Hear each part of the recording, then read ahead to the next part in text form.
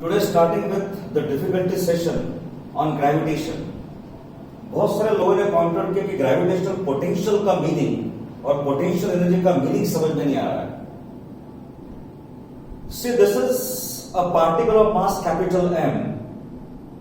यह अपनी gravitational field produce करने वाला है और एक यूनिट मास को हम इंफिनिटी से यहां तक लेके आ रहे हैं. The work done will be equal to gm upon r. This is work done per unit mass. Negative sign का मतलब होता है इट इज अट्रैक्टिव फोर्स. तो यूनिट मास को अगर मैं इंफिनिटी से यहां तक लेके आता हूं, this is the work done. This can be done, this can be calculated by using calculus. Integration method से उसको लेके आ जाएंगे, उसके डिटेल्स में आपको जाने की जरूरत नहीं है. और यूनिट मास को मैं इंफिनिटी से अगर यहां तक लेके आ गया तो this is the work done. और अगर एक मास m को मैं इंफिनिटी से यहां तक लेके आता हूं तो work done will be equal to work done per unit mass multiplied by mass. ये बन के potential energy of the system. Potential energy of the system is potential energy of the system capital M and small m. इसके potential energy आती है equal to this much. It is negative. At infinity, what will happen? At infinity, gravitational field is equal to 0. So infinity by gravitational potential will be equal to 0. You got to remember this. इसका मतलब क्या होता है कि जैसा आप दूर जाएंगे, the magnitude कम हो रही है. It is becoming less negative. Less negative का मतलब ये होता है कि जैसा पार्टिकल दूर जाएगा, उसकी potential will go on decreasing. The potential will go on increasing. जैसा आप दूर जाएंगे तो what will happen? It will become less negative. It will become less negative का मीनिंग ये होगा it is increasing. That's the meaning of it. तो जैसा आप दूर की तरफ जाएंगे तो what will happen? The potential will go on increasing और उसके मैक्सिमम वैल्यू हो जाएंगी equal to 0. Well, यहां पर हमारी जो किताब जो हमने प्रोवाइड की है उसमें potential due to the solid दिया गया है. सबसे पहले मैं एक सॉलिड स्फीयर लेता हूं जिसका रेडियस है इक्वल टू कैपिटल R. इसका मास है capital M. Now in this particular case the gravitational potential at a point outside ये रहेगा gm upon r minus sign के साथ. On the surface it will be equal to minus gm upon capital R. और एक बात, inside it when this r is less than capital R उसका formula आता है minus gm upon 2r और ये रहेगा 3 minus small r upon capital R the whole square. Distance from the center हमने मेजर किया इक्वल टू स्मॉल r. ये ध्यान में रखेंगे आप. पॉइंट अगर बाहर में है तो minus gm upon r. On the surface minus gm upon capital R. Inside the sphere जहां पे small r is less then capital R minus gm upon 2r 3 minus this quantity. यह आपको मिलता है इनफैक्ट. यह हो गया specially for the solid sphere. याद रखेंगे इसको आप. फॉर्मूलेस आपको डायरेक्टली याद रखना है और उसके साथ में डेफिनेशन भी याद रखिए कि उसका मीनिंग क्या होता है. अगर मेरे पास हॉलो स्फीयर अगर है, if I have a hollow sphere, in that case हम नोट करेंगे कि ये हॉलो स्फीयर है आपका. तो outside this hollow sphere formula same रहेगा minus GM upon R. On the surface minus gm upon capital R and inside this will be equal to minus gm upon capital R. and एक बात ध्यान में रखेंगे on the surface and inside it remains same. Do remember this. So यहां पर in fact इसी तरीके से रहेगा. डिटेल्स एक्सपेक्टेड नहीं है, फॉर्मूलेज आपको डायरेक्टली याद रखना है. आपने यूनिट मास इंफिनिटी से यहां तक लेके आ गए, वर्क डन इतना आएगा. By the method of integration, you can get the result. What is smaller? The distance between the 2 points, mass and this point here. Potential energy के लिए आप उसको mass से multiply करेंगे, जिस पार्टिकल को लेके आ गया. Solid sphere के लिए पॉइंट अगर बाहर में है minus GM upon small R, minus GM upon capital R on the surface. ये दोनों फॉर्मूले सेम रहते हैं for the solid as well as for the hollow sphere.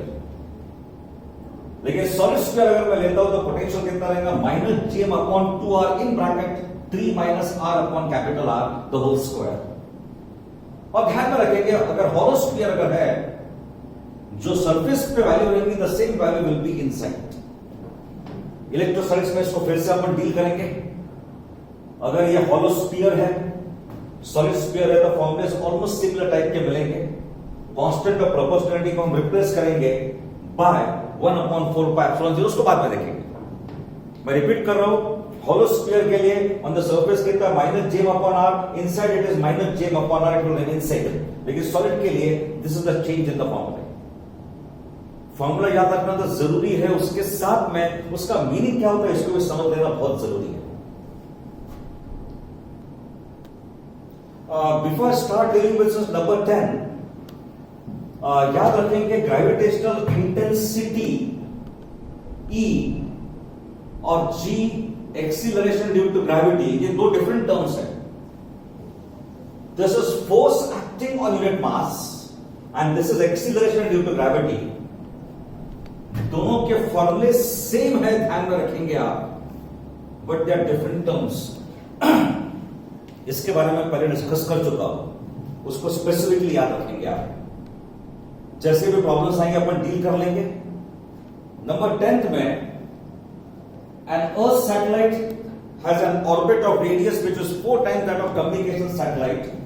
The period of revolution निकालना है आपको. कम्युनिकेशन सैटेलाइट का मतलब होता है उसका पीरियडिक टाइम है इक्वल टू 1 डे से उसका radius is equal to r. Let us suppose r1 लेते हैं अपन. ये हमको निकालना है और इसका रेडियस है 4 टाइम्स r1. फॉर्मूला कौन सा यूज करेंगे? t square is equal to constant times r cube. Otherwise t is equal to some constant times r raise to 3/2. Directly लिखता हूं मैं t2 upon t1 is equal to r2 upon r1 raise to 3/2. ये 4 times है तो मैंने 4 वहां substitute किया. Root of 4 is equal to 2. तो आंसर आपका आएगा t2 is equal to t1 into 8 which is 1 into 8 that is equal to 8 days आपको मिल गए. नेक्स्ट नंबर यहां पे जो दिया गया है it is number 11. One satellite is revolving round the earth in the path whose radius is half that of the orbital radius of the moon. तो सैटेलाइट कंप्लीट रेवोल्यूशन कितने टाइम में करेगा? Number 11 t1, the periodic time of the moon, it is equal to 1 lunar month. ये दिया हुआ है, उसका radius मैं r1 करके लेता हूं. दूसरा सैटेलाइट उसका रेडियस है इक्वल टू हाफ टाइम्स 10. तो मुझे ये t2 निकालना है. Again nothing has to be done. मैं फॉर्मूला इसको यूज करता हूं. t2 upon t1 is equal to r2 upon r1 raise to 3/2. तो ये आएगा equal to half raise to 3/2. So this will be equal to t2 is equal to t1 और ये रहेगा √8 विच इज इक्वल टू, ये हो गया 1 lunar month multiplied by 2√2. So the answer should be equal to 2√2, या इन्होंने जैसा directly यहां पे लिखा है this is equal to half raise to 3/2 और otherwise I take this as equal to 2 raised to minus 3/2. Both of them are one and the same thing. Well, दोनों problems almost same है, कोई difference है नहीं उसमें. Number 17 में deal कर रहा हूं. if the earth and the sun distance is held constant and the mass of the sun is doubled, तो टाइम पीरियड कितना हो जाएगा पूछा गया, मास ऑफ द सन को हमने डबल कर लिया है and the number here is number 70. आप देख लीजिए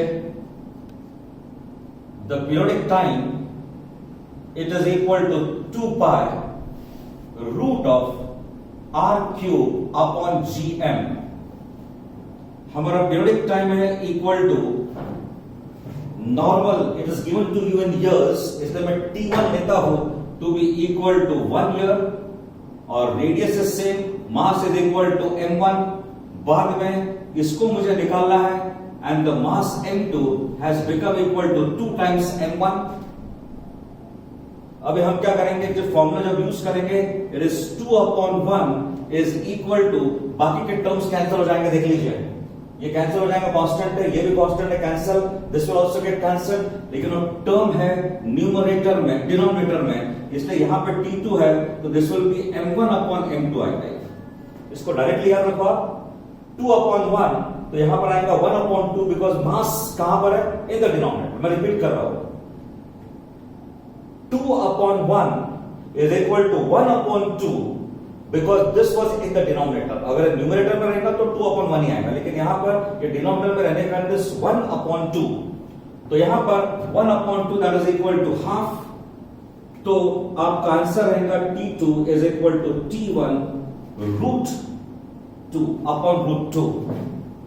This should be the answer. I think that's very clear. Definitely आपने T1 को ईयर में सब्स्टिट्यूट किया तो 1 upon root 2 years, this should be the answer.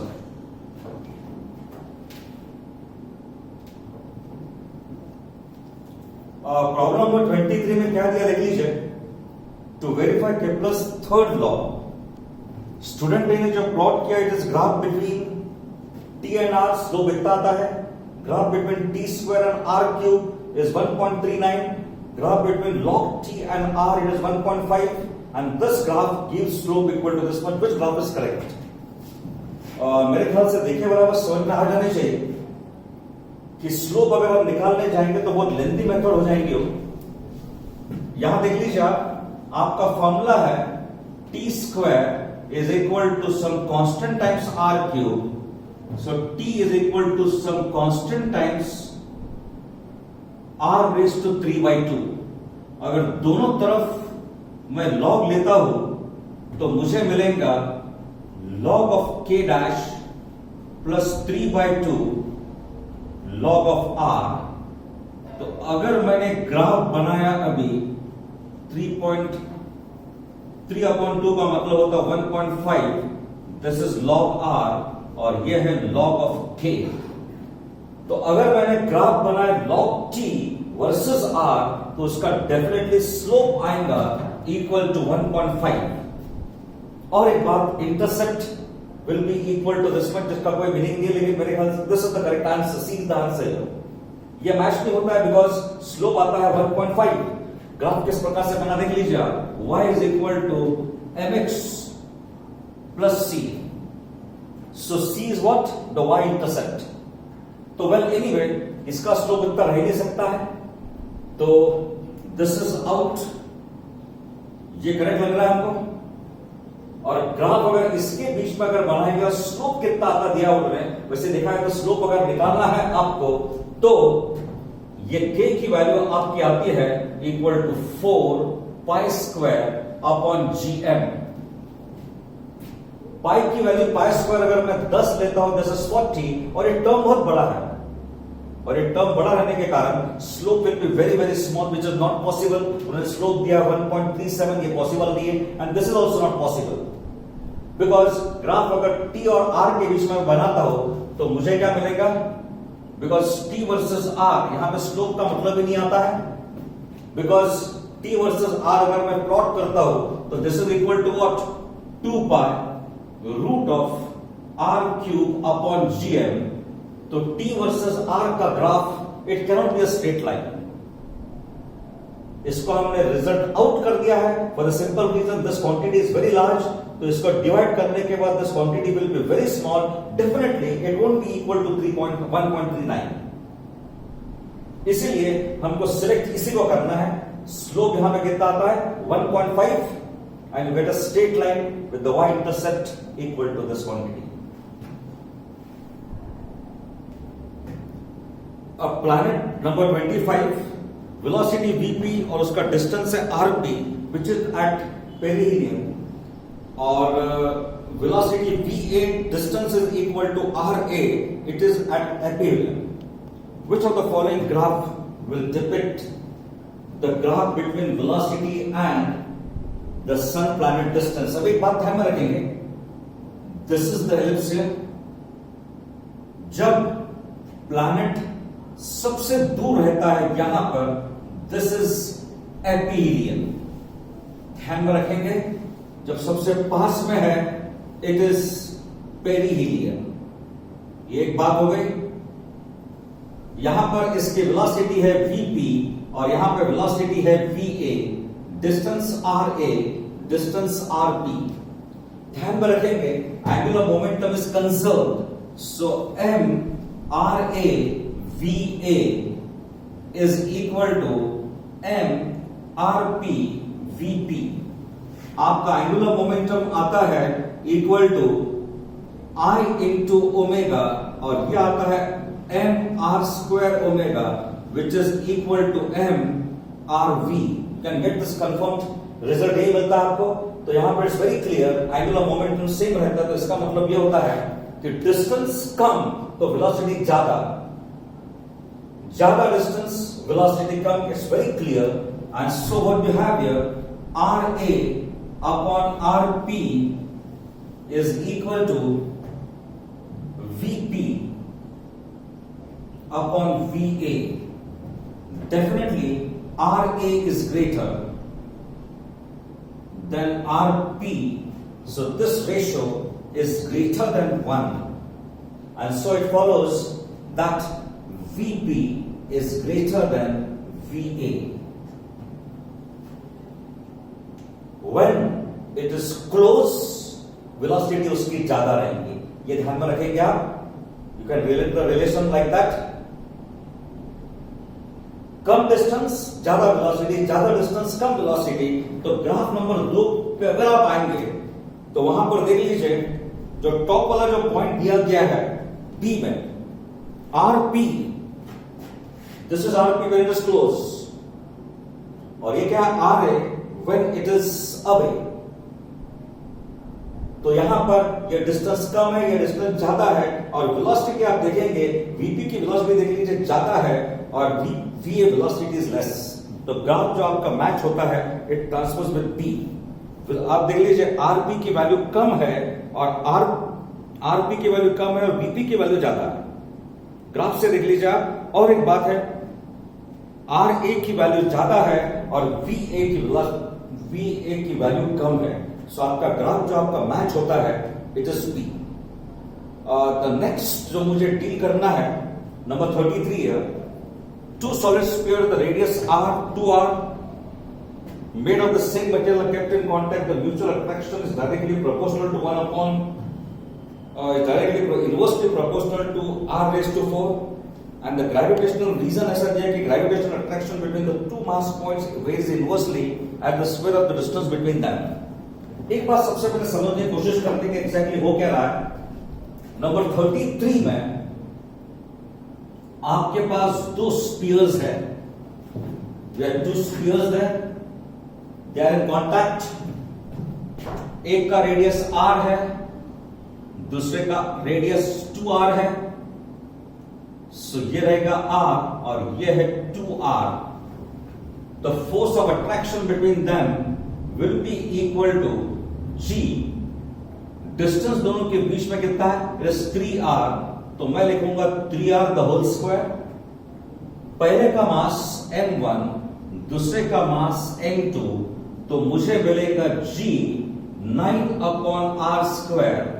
Mass is equal to volume into density. पहले का कितना लिखे अपन 2r the whole cube into density multiplied by 4/3 pi r cube rho. तो एक बात देख लीजिए, यहां पर we have this cube factor here. So यहां पर इनफैक्ट ये आर स्क्वायर है और यहां पर ये क्यूब है, तो this is R raise to 6 और ये आर स्क्वायर है, तो बाकी के पूरे टर्म्स आपके कांस्टेंट है, so that is 4/3 pi rho the whole square, इसको मैंने कॉमन निकाल लिया, जी फिर बाद में 9 G9 ये मैंने कवर कर लिया है, and this is equal to 8 और ये रहेगा r रेज टू 6। तो अल्टीमेटली, और ये r स्क्वायर है, तो ultimately we are some constant here upon into r raise to 4 आएगा। तो सर यहां पे गलत इंप्रेशन ऐसा आता है कि F is directly proportional to r raise to 4। Force, gravitational force, we know it is inversely proportional to r, inversely proportional to r square and is not directly proportional to r raised to 4। लेकिन difference आने का reason ये है कि radius of the spheres is getting mixed up. इसमें ये radius of the sphere है ये दोनों जगह में, और इसको हमने डिस्टेंस से डिवाइड कर लिया है, इसीलिए कैंसलेशंस के बाद आपको ये मिल गया। But had the distance been different than the radius, मैं रिपीट कर रहा हूं, had the distance been different from the radius, then ऐसा टाइप का रिजल्ट नहीं मिल सकता है। So well anyway, तो यहां पर पहला वाला जो दिया हुआ है, assertion is true, reason is true, and the reason is the correct expression। एक बात बताइए, यहां पर इनका क्या कहना है, तो mutual attraction is inversely proportional to r raise to 4, ये पॉसिबल ही नहीं है। सेकंड, आप सेकंड में देखेंगे असर्शन ट्रू रह ही नहीं सकता है, तो A, B and C is out of question. D में असर्शन ट्रू है, असर्शन फॉल्स, फॉल्स तो है वही, कितना आ रहा है यहां पर r रेज़ टू 4 आ रहा है, लेकिन वैसे भी अगर ग्रेविटेशनल फोर्स के बारे में बात करते हो तो inversely proportional to r square, ये डायरेक्ट प्रोपोर्शनलिटी का मतलब ही नहीं आता है, तो मैं डी ऑप्शन सिलेक्ट करता हूं, assertion is false and the reason is true. That reason क्या दिया गया है, the gravitational attraction is inversely proportional to distance square, ये रीजन ट्रू है, लेकिन यहां पर cancellations and everything basic difference आने का रीजन है कि ये डिस्टेंस नहीं है, this is what, this is in fact the radius of the spheres. These are nothing to do with the distances, ध्यान में रखेंगे, और डिस्टेंसेस और डिस्टेंस ये कैंसल होने के कारण इस टाइप का रिजल्ट मिल गया। तो हम क्या बोलेंगे, assertion is false but the reason is true। well number 34 क्यों पूछा मुझे समझ में नहीं आया, but the distance between the two masses is doubled, तो what will happen, डिस्टेंस को अगर मैंने डबल कर लिया, if the distance between the two masses, the gravitational attraction between them, what will happen? Number is 34. The gravitational force is equal to G m1 m2 upon r square। Distance को अगर मैंने double कर दिया है तो what will happen? F2 और ये F1 लेता हूं, आप सिर्फ ये दोनों को डिवाइड कर लीजिए, डिस्टेंस कितना कर दिया मैंने, डबल कर दिया है, और definitely F2 upon F1 cancellations के बाद आपको मिलेगा equal to 1/4, you get the result, it becomes 1/4। If the number 35 के लिए, if the gravitational pull becomes smaller, gravitational pull कम होगा ज्यादा होगा तो इसमें अफेक्ट किसको नहीं करेगा पूछा गया है, it will affect atmospheric density, buoyancy, तो ऑप्टिमम स्पीड, जिसमें जी फैक्टर आता ही है, आपने नोट किया होगा।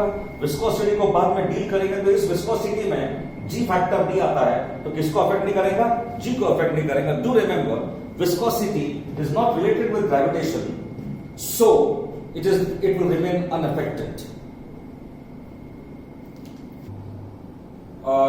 नंबर 37 में magnitudes of the gravitational force and the distances r1 r2 from the centres, from the center of the uniform sphere of radius capital R and mass capital M are F1 F2। अभी आप देखेंगे यहां पर the gravitational force किस प्रकार से रहता देख लीजिए आप. The gravitational force is equal to mass into acceleration due to gravity. अगर मैं अंदर का पॉइंट अगर लेता हूं तो कितना रहेगा? It will be equal to G M R cube into R. When the point is inside the earth, ये फॉर्मूला आपको मिलता है. रिवाइज कर लेंगे वेरी फास्ट कि मिला कैसे. This will B mass into acceleration due to gravity at depth d. This is equal to g in bracket 1 minus d upon r. The depth d is capital R minus r because ये जो depth है आप measure कर रहे हैं from the surface which is equal to d. तो definitely d is equal to capital R minus small r. इसको यहां पे सब्स्टिट्यूट करेंगे आप तो मुझे मिलेगा 1 minus capital R minus small R upon R, और इसका रिजल्ट अल्टीमेटली आपको मिलेगा m और ये रहेगा g and this will be equal to small r upon capital R. तो ultimately the force inside will be equal to m upon capital R small r, और g की जगह मैं लिखूंगा gm अपॉन r स्क्वायर. तो मुझे मिलेगा F is equal to gm m small r upon r cube. ये मिलेगा मुझे result. So that is the formula which is obtained when the point is inside. और एक बात है, when the point is inside, अगर मैंने बाकी का m के जगह में सब्स्टिट्यूट किया है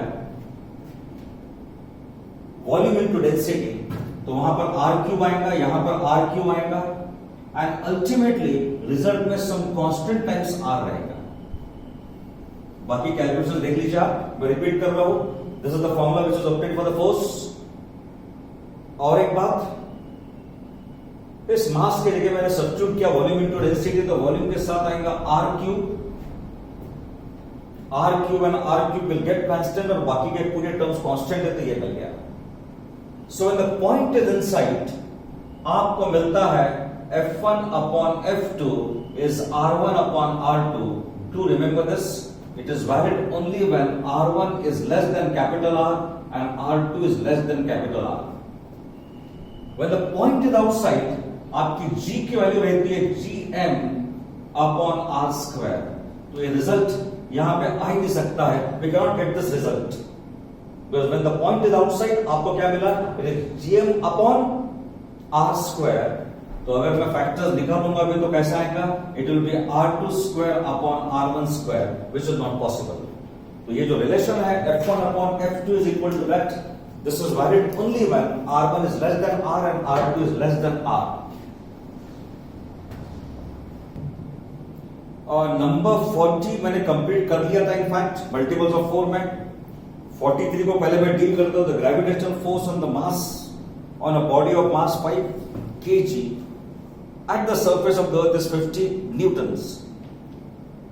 The gravitational force on the satellite of mass 200 kg in a circular orbit of radius same as that of the diameter of the earth कितना रहेगा पूछा गया है. अगर देख लीजिए नंबर 43 में पहला जो पार्ट है, the force is equal to g m upon r square, it is on the surface. यहां पर एक काम करता हूं मैं, इसको m1 करके लेता हूं, and the mass m1 is equal to 5 kg and the force which is acting आपको दिया गया है, it is equal to 50 newtons. That's what is given to you. Satellite का मास आपका दिया गया है to be equal to 200 kg, और यहां पर आपको उसके ऊपर the gravitational pull we are suppose to find out, यानी मुझे F2 निकालना है. एक बात ध्यान में रखेंगे, यहां पे R लिखा है because it is on the surface, लेकिन ये जो सैटेलाइट है it is on not on the surface but it is having the orbit radius to be equal to the diameter, इसलिए यहां पर मैं लिखूंगा d square. तो यहां पर it is gm2 upon 2r the whole square. उसका रेडियस है, radius of orbit is equal to diameter, इसलिए मैंने ये ले लिया, and this d is equal to 2r. अभी मैं लिखूंगा f2 अपॉन f1. अभी आप देख लीजिए f2 upon f1, m2 is in the numerator, तो ये मेरा रहेगा m2 अपॉन m1. ये डिनोमिनेटर में जाएगा और ये आएगा, so this is r square upon 4r square. तो मुझे यहां पर मिलेगा equal to 200 upon 5 multiplied by 1/4. तो यहां पर मुझे जो भी आंसर आता है, दिस इज 20, तो ये रहेगा 10. तो मुझे यहां पर मिलेगा f2 is equal to f1 into 10, और f1 मेरा है इक्वल टू 50 इंटू 10. तो आपका आंसर आने चाहिए इक्वल टू 500 न्यूटन्स. ध्यान में रखेंगे, जब ग्रेविटेशनल फोर्स आपको दिया गया है ऑन दिस मास, उसका फोर्स दिया गया 50 newtons. It is on the surface, इसलिए मैंने डिस्टेंस लिया to be equal to r. ये सैटेलाइट है जिसका ऑर्बिट का रेडियस दिया गया to be equal to d, and this d is equal to 2r, and so the result follows. Number is 46. If the distance between the sun and the earth is made 3 times, attraction between them, अगर आपने उसका distance बढ़ा दिया तो attraction definitely decrease होगा. तो number 46 के लिए, to be very fast, f1 normal distance, f2 जब डिस्टेंस आपने कर लिया है to be equal to 3r, तो डिक्रीज कितना रहेगा, f1 minus f2 upon f1 into 100. ये मुझे निकालना है. 3r के साथ f2 है, तो डिक्रीज कितना रहेगा, f1 minus f2 upon f1. तो मुझे मिलेगा 1 minus f2 upon f1 into 100. ये मुझे निकालना है percentage wise. Now definitely this f1 is gmm upon r square. f2 is equal to gmm upon 3r the whole square, and so we have f2 upon f1. बाकी के terms cancel होके से 1 upon 9 बचेगा. तो मुझे यहां पे मिलेगा percentage wise 1 minus 1 upon 9 into 100. तो यह आएगा इक्वल टू 8 अपॉन 9 इंटू 100. तो ये रहेगा 800 upon 9. So this will be 8, remainder is 8. कुछ पॉइंट्स आएगा, तो आंसर आपका आने चाहिए इक्वल टू 88 पॉइंट समथिंग आता होगा. तो अल्टीमेटली आंसर आपका 89% आता है. I think it's very clear. Distance आपने कर दिया 3 टाइम्स, तो it will definitely decrease. Decrease will be equal to f1 minus f2 upon f1, and this is how we calculate the result. f1 के लिए with r लिया, f2 लिया with 3r, and you get the result.